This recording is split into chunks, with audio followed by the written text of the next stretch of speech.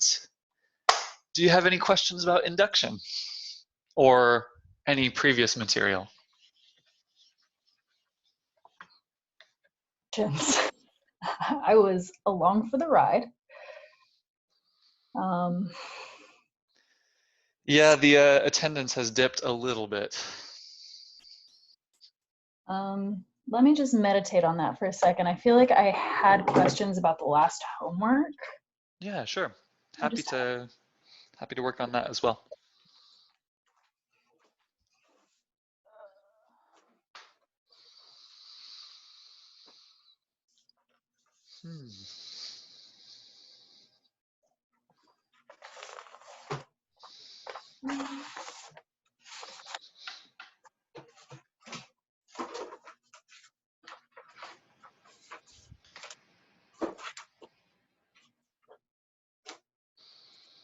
Sorry, my home has become an alarming pile of papers. I'm not sure where it is.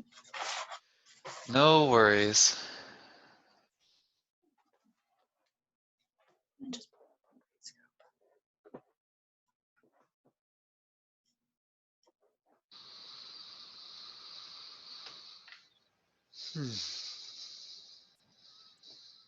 Hello.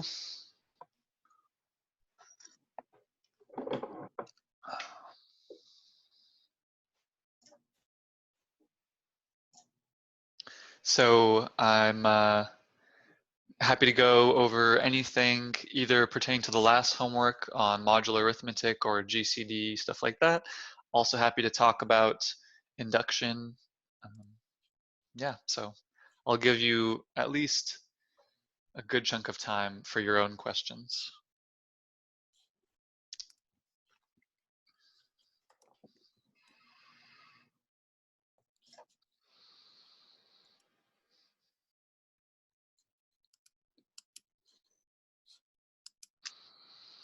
Ooh, I think, let's see, for section 4.1, the question 45 that asked to use the answer to 44 to prove. Do you have the book? Okay, cool. Yeah, I do. So show that if m is positive and m is equal to 4k plus 3 for k and z, then m is not a square, right? Or not a sum of squares.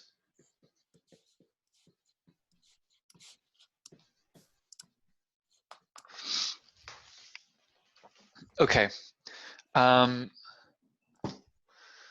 So, and then the result that we're supposed to use, this is 44 or 45? 45. And then we're trying to prove 44. So let me think about this for a second. Where's my... And the result that we can use, which is that if n is an integer, then n squared is either congruent to 1 or 0 or to 1 mod 4. N squared is congruent to either 0 or congruent to 1 mod 4. Okay, so we want to show that m is not a sum of squares. Yes, sure. So assume for the sake of, okay, before I just zoom off and start doing it, are there any more specific questions that you have, or do you just want me to kind of discuss and go over this problem?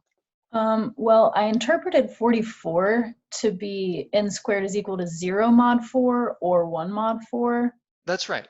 Okay, cool. So any square, no matter what integer you take, if you square it and then you look mod 4, it's either going to be 0 or it's going to be 1. Okay, cool. Just wanted to make sure I had that. Yeah, I wasn't really sure how to approach 45. I started by showing that 4k plus 3 is odd. Yep, and then that's using the case from 44 where n was odd. But I don't know, I was kind of iffy about where to go from there. Right. Okay. So what we will do is let's assume for the sake of contradiction. So assume for contradiction that m, which is equal to 4k plus 3, or 4k plus 3, is a sum of squares.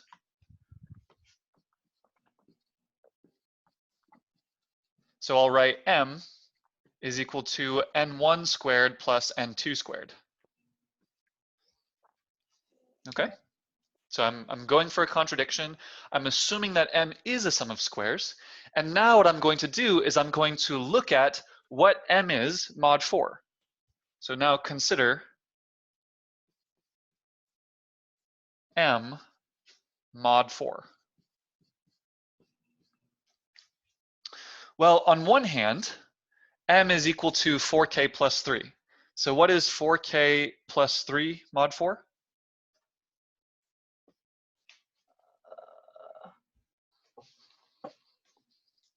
One. So the mod says divide with remainder, right? Mm-hmm. So it's asking you to divide this number and then by 4 and then produce a remainder.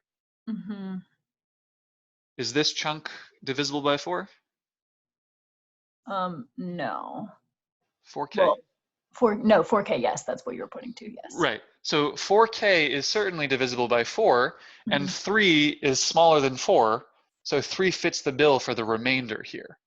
Okay. So are maybe this is as an aside that I should mention. Anytime that you have,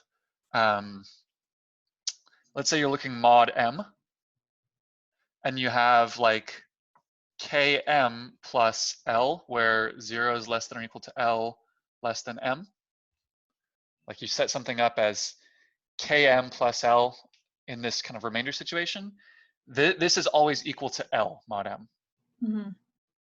Because you're always going to be able to divide this chunk, and then if L fits the bill, namely is in between these two things, then it has to be the remainder. Mm-hmm. So in this case, it's quick to see, if I write something as 4k plus 3, mod 4, it has to be just equal to 3. So on one hand, if m is equal to 4k plus 3, then modulo 4, it's equal to 3. Mm-hmm. On the other hand, if m is equal to n1 squared plus n2 squared, then I look at n1 squared plus n2 squared mod 4. This is the same as n1 squared mod 4 plus n2 squared mod 4. We showed that mod splits up over sums. Mm-hmm. What can n1 squared mod 4 possibly be? 0. Or 1. this number can either be 0 or 1, and this number also can either be 0 or 1. Mm-hmm. So the possible options for this sum is either 0, 1, or 2. Okay. But never 3. You can never get 3 from taking one square modulo 4 plus another square modulo 4 Okay. by this previous result. Anytime that you look at a square mod 4, you always get either a 0 or a 1. Okay, that makes sense. So we have essentially I've built a contradiction here. Mm-hmm. Yeah, that's kind of a nice pair of problems to assign. Go me. Mm-hmm. Thank you. Yeah. Are there any further questions about this? This is kind of a nice point that I'm happy you brought up. Can you just like run through it really fast again? I heard you, but you were very quiet and I couldn't understand exactly what you were saying, Lucia. Can you just run through the whole thing again really fast? Can I go through it again really fast? Yeah, just so, because I only got the second half, so. Yeah, absolutely. So I can just kind of go through. Thank you. Yeah, absolutely. So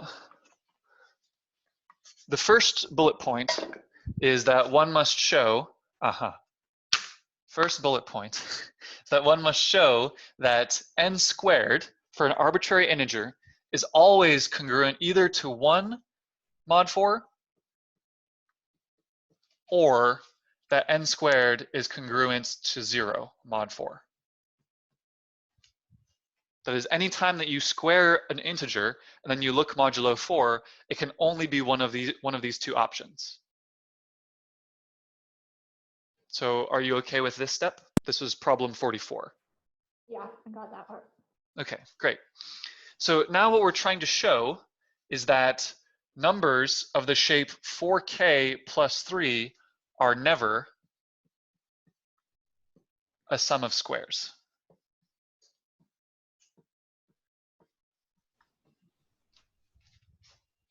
In particular, for instance, some basic examples, 7 can never be written as a sum of squares.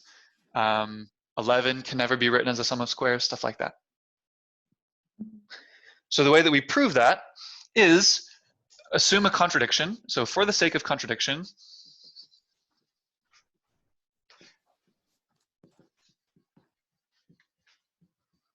you say maybe such an m could be written as a sum of squares. So you write 4k plus 3 is equal to n1 squared plus n2 squared. And then you take this number and you examine it modulo 4. So what is this number?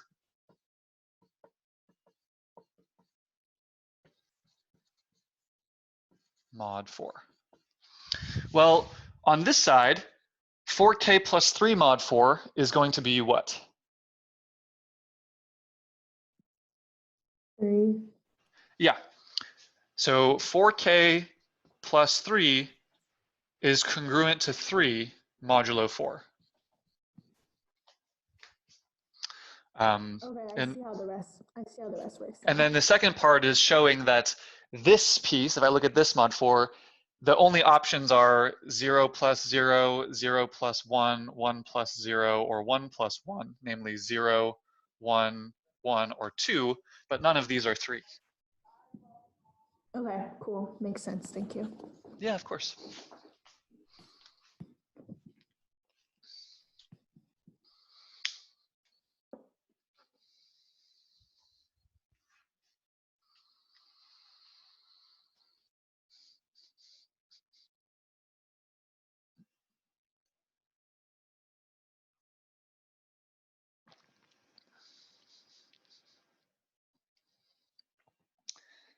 Any other questions on the kind of arithmetic stuff? The Euclidean algorithm, GCD, stuff like that? Could you go over 23? On 4.1? Yeah. Did I assign that? Yeah.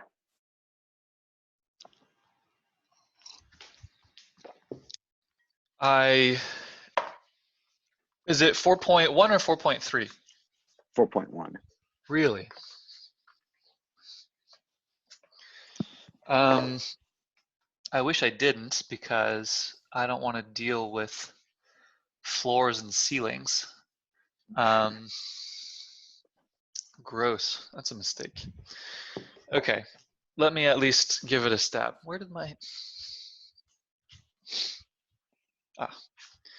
Okay, show... Okay, show... What do we want to show? If n and k are positive integers, then the ceiling, not global sections. The ceiling of n divided by k is equal to the floor of n minus 1 divided by k plus 1. Okay, gross. what do I want to think about here? So I want to use the division algorithm in some way. So I suppose we could outline two cases. Maybe the first case that we should consider is n greater than k. So in the first case, let's assume n is greater than k. If n is greater than k, then what I can do is I can write n is equal to qk plus r, right? I can just use the division algorithm to always write n as some sum like this. And then what is the ceiling of n divided by k? The ceiling of n divided by k is going to be q plus 1 in this case, right? Because what this is telling you is that n is equal to q times, so maybe I should write it out this way. So on the number line, n falls somewhere here. This is q times k, and this is q plus 1 times k, right? If n is actually perfectly divisible by k, so let's say that n prime lives here. So n prime is equal to q plus 1 times k. Then n prime divided by k is just equal to q plus 1. And then if n is actually equal to q times, so basically what I'm saying is this function, ceiling of n divided by k, if n is anywhere in the middle, the answer will be q plus 1. And then if n is exactly q times k, then the answer will be q. So what I'm saying here is that all this argument really just goes to show that the ceiling function, n divided by k, is equal to q plus 1, where q is written out in this fashion. And now we want to do a similar kind of analysis about this thing. So n minus 1, the same sort of picture applies. Maybe I should split up into cases about whether the remainder is 0 or not. But let's kind of draw once again the picture. So here is n, here is qk, here's q plus 1 times k. So ceiling of n divided by k is equal to q plus 1. And then if I take n minus 1 divided by k, n minus 1 divided by k, and then I take, so let's assume that, so there are a lot of cases that I see right now, and I'm not expressing this perfectly. I'm just kind of working through it myself. So in some cases, when n is actually in between these two and not on the boundary here, then n minus 1 is equal to qk plus r minus 1.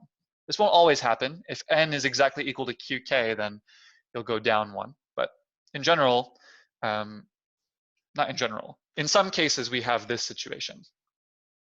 And here, if n minus 1 is still inside this box between qk and q plus 1 of k, then this thing is now equal to q.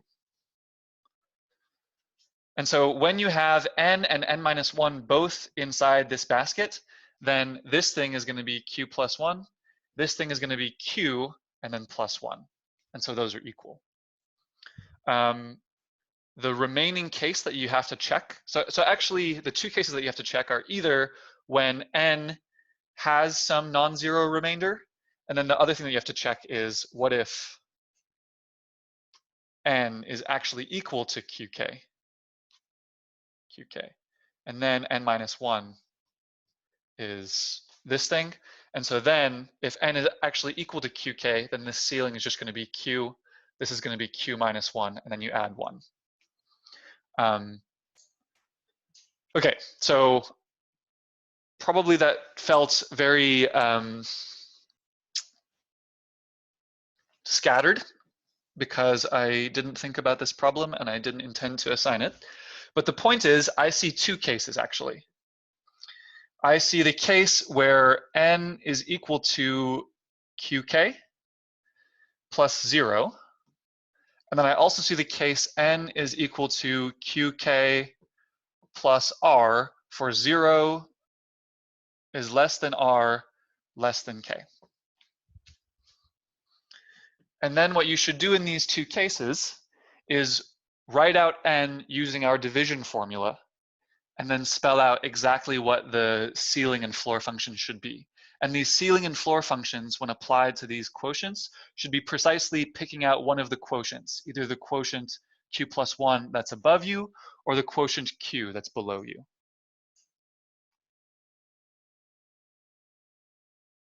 Madeline, is there a question? Yeah, I have a question, but it's not about this That's fine. problem.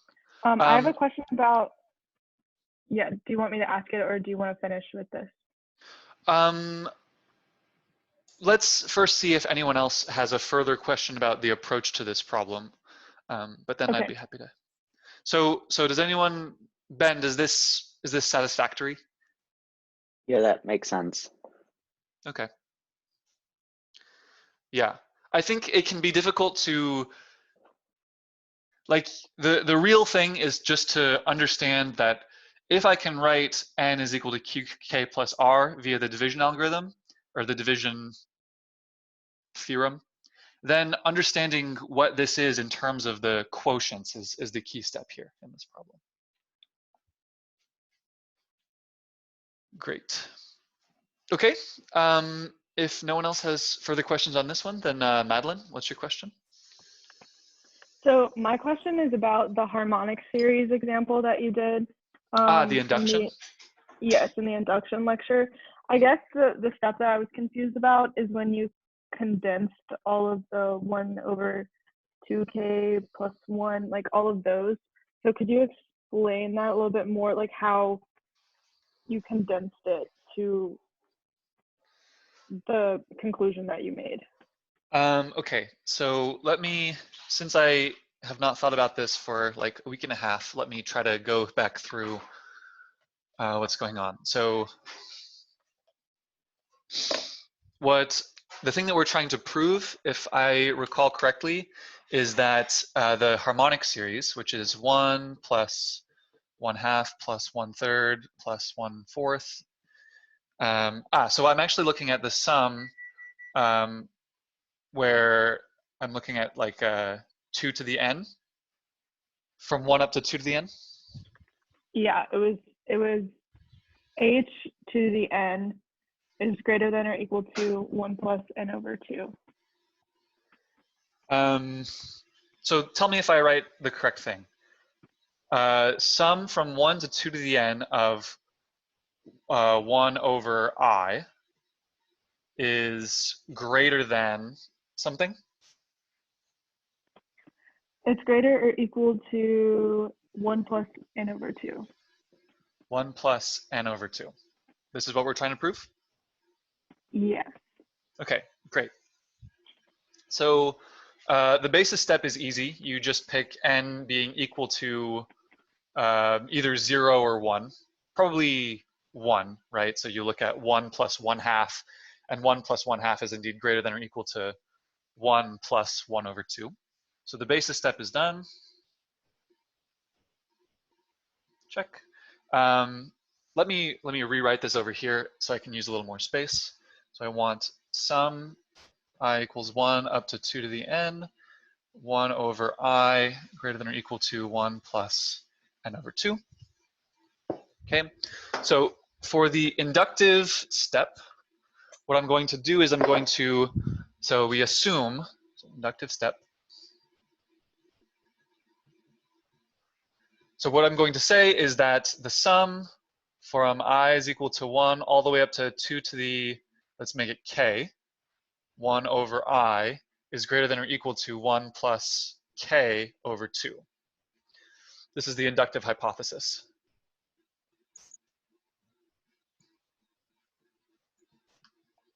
And now I'm going to examine what this sum is when I look at k plus 1. So now I want to look at the sum where I goes from 1 to 2 to the k plus 1 of 1 over I. And then just writing out what this actually is, this is equal to the sum from I is equal to 1 all the way up to 2 to the k, 1 over I, plus 1 over 2 to the k plus 1, plus 1 over 2 to the k plus 2, all the way up to plus 1 over 2 to the k plus 1, right? This is good so far? Yes. Okay. So the inductive hypothesis tells me that this chunk right here, I have colors for a reason. Where's that nice blue? Okay. The inductive hypothesis is what I use to say that this whole thing is equal to, or sorry, this whole thing is greater than or equal to, and now I substitute in 1 plus k over 2 for this whole chunk. This goes here. And now I'm still left with this tail of 1 over 2k plus 1 plus all the way up to 1 over 2k plus 1. So the next thing that I'm going to do is I'm going to, so I'm trying to show that this thing is greater than or equal to something. I already know that it's greater than or equal to this thing, and now I'm going to replace this chunk and say this whole thing is greater than or equal to something else. So I'm going to keep this point the same, 1 plus k over 2. And now I'm going to say 1 plus 2 to the k plus 1, is there something convenient that that is bigger than?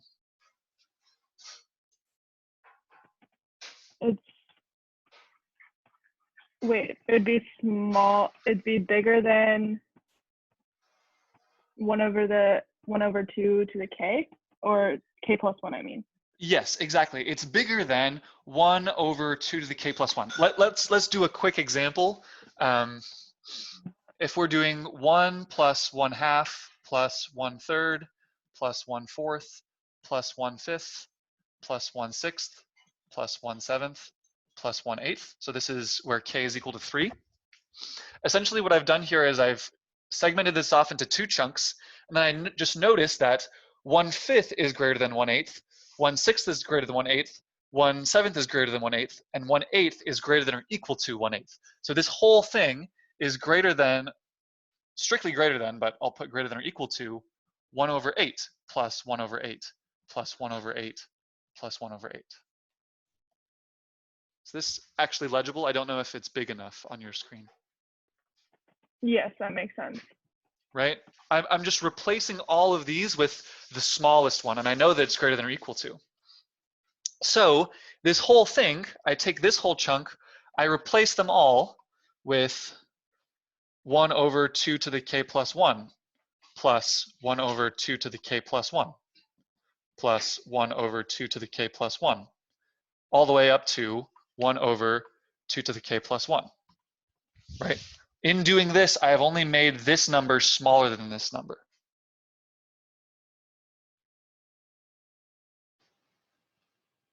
How are we doing right now? Okay, so you're making it smaller just to prove the inductive hypothesis?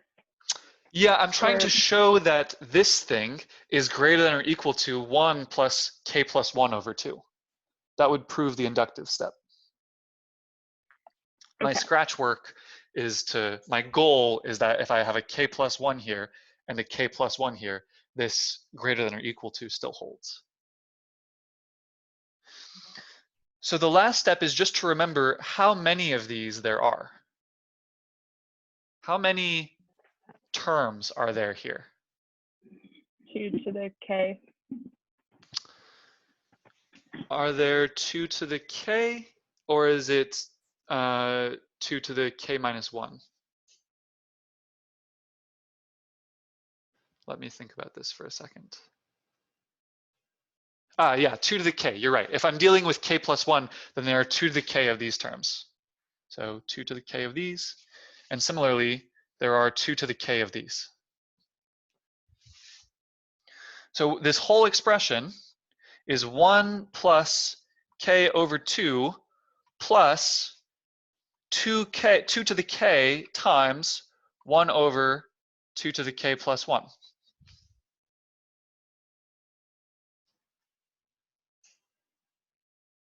Is that okay? Yeah, yeah. But what is 2 to the k over 2 to the k plus 1?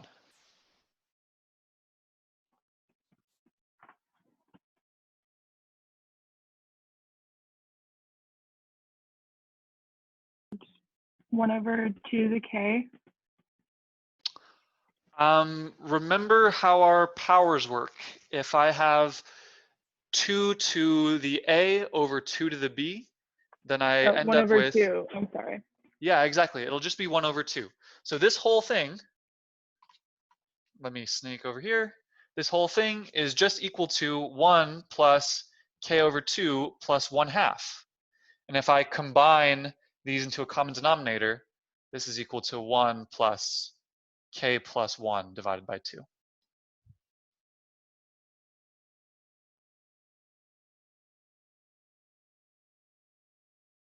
Which is exactly what we wanted, right? What I want to prove is that if this sum from I is equal to 1 up to 2 to the k is greater than or equal to 1 plus k over 2, I want to use that as my inductive hypothesis to show that the sum from I is equal to 1 all the way up to 2 to the k plus 1 is greater than or equal to 1 plus k plus 1 over 2.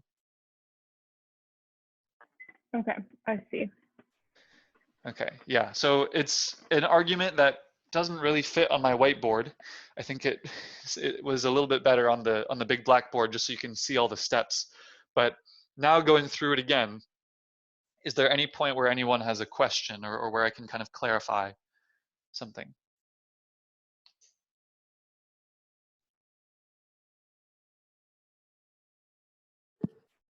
So basically, in the inductive step, you assume the inductive hypothesis, That's right. and then you can use that to like find k plus 1. Exactly. So I Okay. assume that this statement holds for k, and then what I want to show is I want to show that the sum from I is equal to 1 all the way up to 2 to the k plus 1 of 1 over I is greater than or equal to 1 plus k plus 1 over 2. If I have it for k, then I want to show it for k plus 1. So I start out by expressing one part of the k plus 1 expression. I was able to write it all out like this.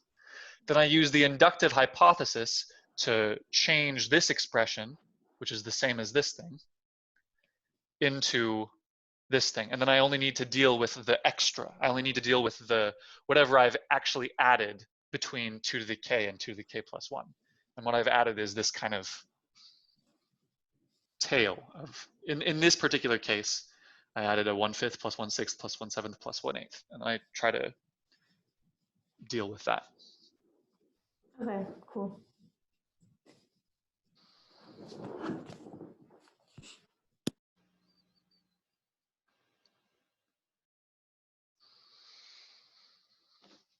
Excellent.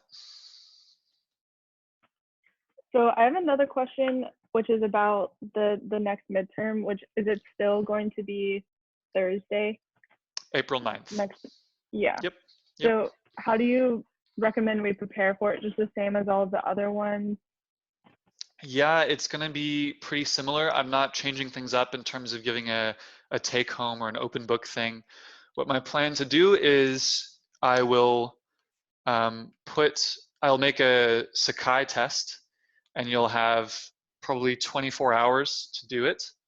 And what I will ask is that people open up the Sakai test at a given point in time, write down their answers within the allotted time, and then send me on Gradescope your written answers, which I'll then grade. So I need to send out an email within the next couple days. There are some anti-cheating measures that some people in the department have considered. For instance, that that when you take the test during the hour allotted, that you take a recording of yourself working, just so that I can check that you're like not, I don't know, using the book or things like that. But I still haven't decided exactly what to do about that. But the format will be, you'll have 24 hours to do the thing. Not to take the whole test. You'll have a 24-hour slot, and then you can pick your hour within that 24 hours when you start the test and open up the questions. And then you'll have an hour to work and send me your answers. Okay, thank you. Yeah, sure.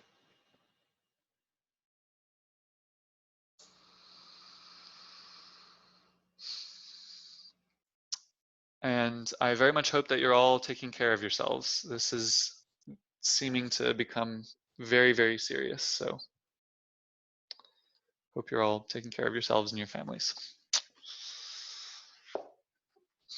Basically, we just found out that the entire summer's worth of classes will all be done online. So it's going to be a long time.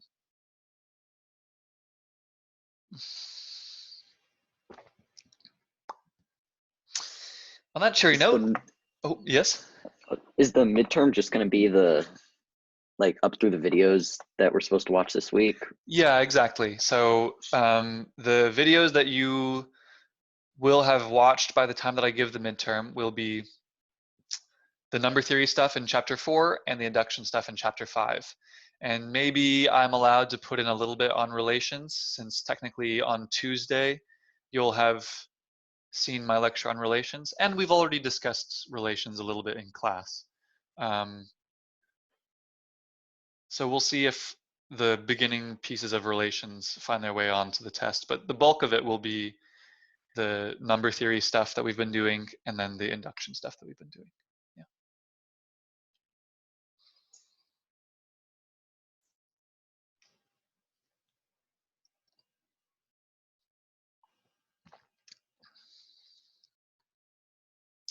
Do you do an example of strong induction? Yeah, sure.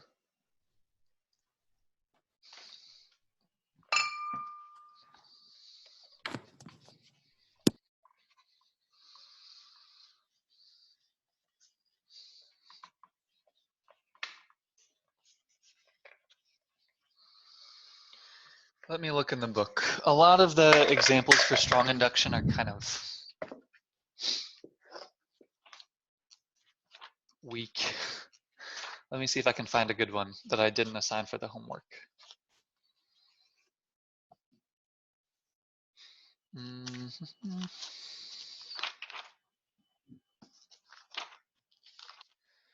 Strong induction.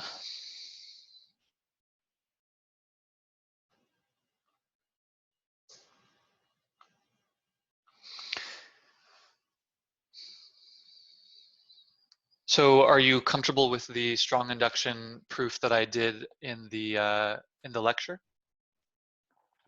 Yeah, I think those are fine. That one was fine? I just wanted to see another one.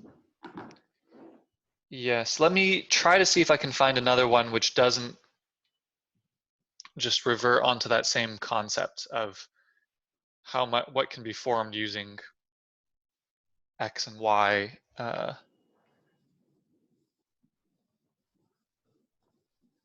Okay. This one might be interesting. So show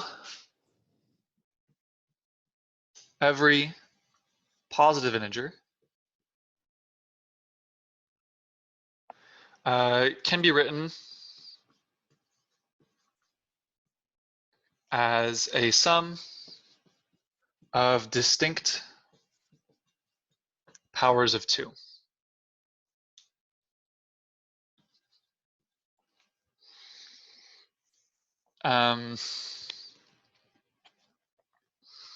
Okay, so let's think about this a little bit. A good way to kind of get a grip on any sort of induction is just to write out not just one base case, but say several base cases. So for instance, let's do a number of base cases. For instance, 1 is equal to 2 to the 0, and 2 is equal to 2 to the 1, and 3 is equal to 2 to the 1 plus 2 to the 0, and 4 is equal to 2 squared. Right? So this is the type of phenomenon that we're trying to describe in this strong induction setting. And for instance, even further, 5 is equal to 2 squared plus 2 to the 0, right? Okay, so we've got a bunch of base cases. Now, and once again, I have entirely too little space to actually do these on this board, but I'll just write down these base cases over here. So we've got 1 is equal to 2 to the 0, 2 is equal to 2 to the 1, 3 is equal to 2 to the 1 plus 2 to the 0, 4 is equal to 2 squared, 5 is equal to 2 squared plus 2 to the 0. And so now we want to make an inductive step.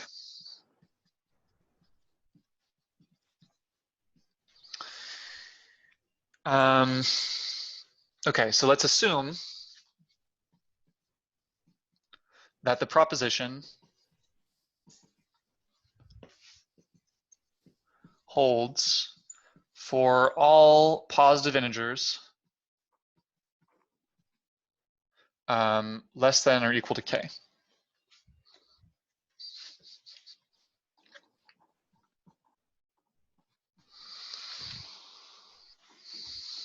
Okay, and now we want to show that it holds for k plus 1.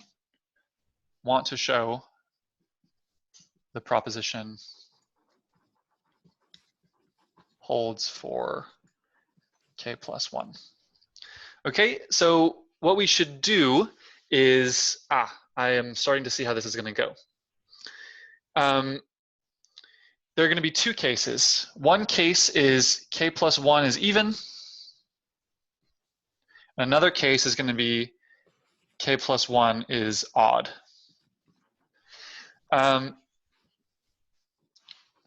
Let's see.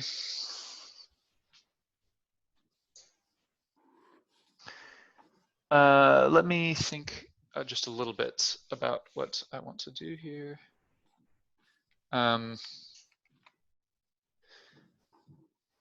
Okay, yeah. So let's first actually work with the k plus 1 is odd thing. So the point here is that if k plus 1 is odd, then k is even, right? If k plus 1 is odd, which means it's something 2k plus 1, then if I subtract 1, I get something that is even. We know by the inductive hypothesis that k can be uniquely written as a sum of a 2 to the I for I in some range, where a is either equal to 0 or 1, right? This is, the inductive hypothesis says all of these numbers, in particular k, can be written uniquely as some summation like this. Are we okay with this so far? Yeah. Okay, I don't have enough space here, but I'm going to make the following claim. Claim that the coefficient of 2 to the 0 is 0. The coefficient of 2 to the 0 in k is equal to this sum is 0. And why do I say that? If the coefficient, so every power 2 to the I, where I is greater than 1, or greater than or equal to 1, is divisible by 2, right? Like the first numbers in this powers of 2 are 2 to the 0 is equal to 1, 2 to the 1 is equal to 2, 2 squared is equal to 4, 2 cubed is equal to 8, etc., right? So what I'm saying is, every number that appears on this list that's not 2 to the 0 is even, because they're all divisible by 2. Yeah. Right? Yeah, makes sense. So if k is even, and k is written like this as some sum of powers of 2, distinct powers of 2, it can't have a 1 appearing, because then it'd be a bunch of things divisible by 2 plus 1. Okay. Right? So essentially what I'm saying here is that k is equal to a sum, it's like 2 to the I plus 2 to the I 2 plus all the way down to plus 0 times 2 to the 0. And then if k has this unique expression, like this, then I can just add plus 2 to the 0 is equal to 1, and I recover k plus 1. So in other words, I take the unique expression for k, which is even and doesn't involve a 2 to the 0, and then I just add a 2 to the 0, and I get the right expression for k plus 1. Mm-hmm. Is that all right? Yeah. Okay. So when k plus 1 is odd, then I have shown that I have a unique expression for k plus 1 if I assume that it holds for all positive integers k. Now we need to do k plus 1 is even, okay? Mm-hmm. So here's something to note. The inductive hypothesis for this step, we started with k plus 1, and then we examined k, right? So this looks, at least for this chunk, that we could have used regular induction, right? Mm-hmm. I only assumed that k had a nice expression, and then I was able to show that k plus 1 has a nice expression. Okay. Is that okay? Yeah. Mm-hmm. The next step is where we're going to use strong induction.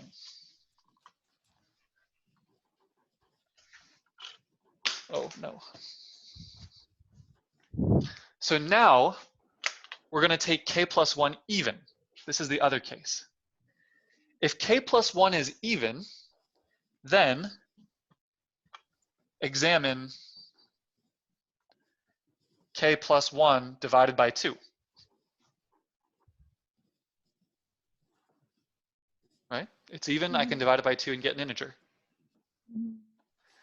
Now I can use the inductive hypothesis on k plus 1 over 2.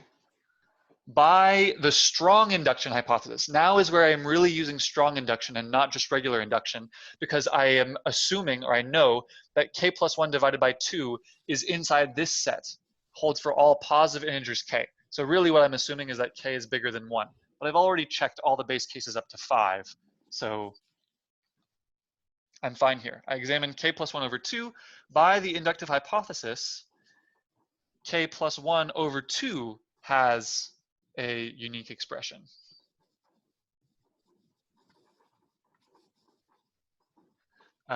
So I'll just write k plus 1 over 2 is equal to 2 to the I1 plus 2 to the I2 plus down to 2 to the IL, where these are the different exponents, right?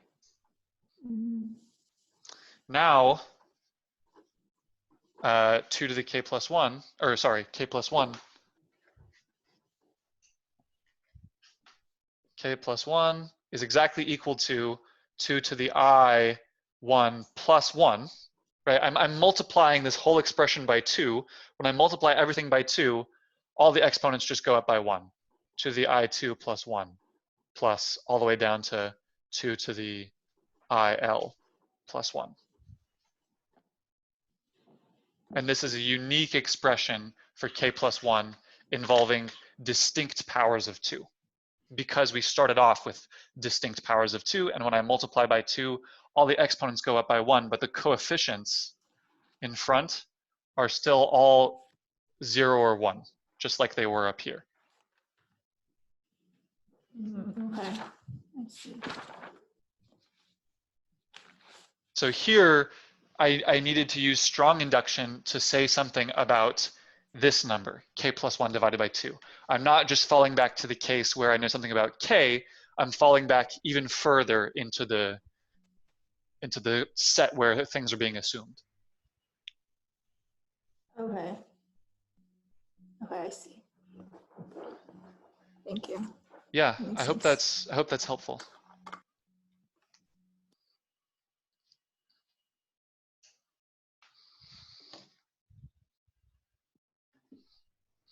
Any other questions on induction or strong induction, or this one in particular?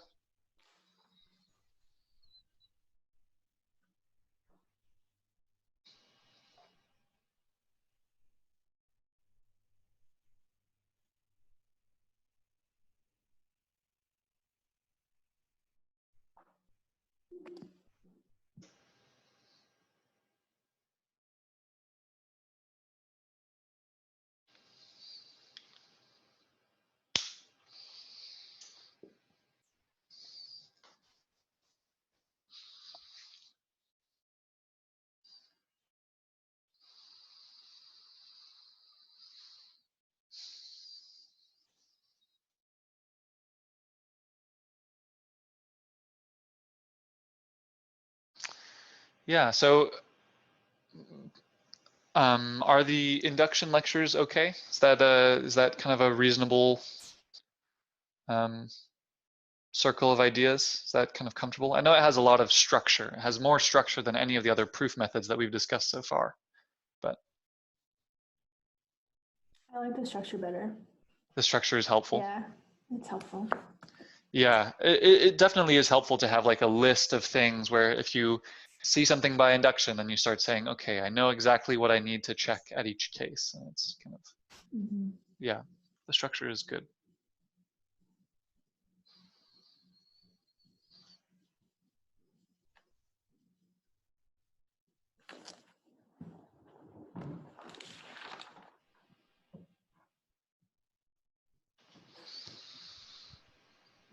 Ben, any further questions? I think that's good. Yeah, I haven't finished watching the induction lectures yet, but That's okay. There are some benefits to having everything recorded. yeah. You can watch it on your own time. So that is good. Yeah. Lucia, any further questions? I think I'm good.